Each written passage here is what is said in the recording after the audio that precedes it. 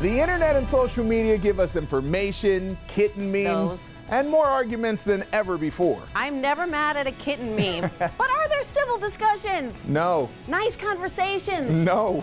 Arguments that are sometimes more destructive than enlightening? Yes. There are. But it doesn't have to be that way. Jimmy Rhodes found ways to argue better, and that's our feature story at the top of the list.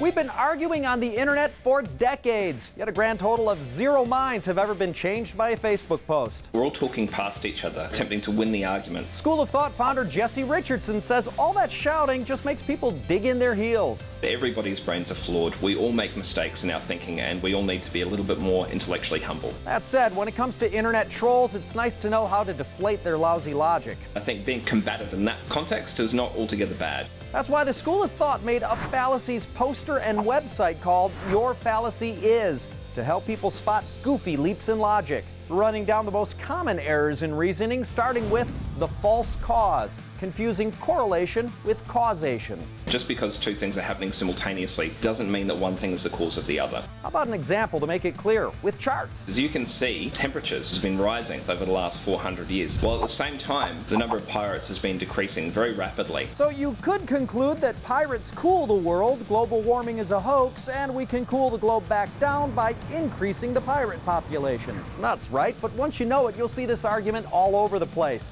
Another big logical fallacy is called the appeal to nature. Because we have this shortcut in our thinking, because a lot of natural things are good. Like koala bears. And so we tend to go, well, if it's natural, it's got to be good, right? But that's not always the case. For example? Arsenic is a very natural chemical, but we don't want to be eating it. You haven't tried my Instant Pot recipe. And a lot of people make a lot of money out of this fallacy. Finally, and this is so meta, there's the fallacy fallacy. The fallacy is the presumption that just because someone has committed a fallacy, that therefore everything they're saying is wrong. So don't throw the baby out with the bathwater. Examine whether the argument itself, the claim, has any merit, rather than just trying to smack someone down because their argument skills aren't very good. Be a sport and stop nitpicking to score points.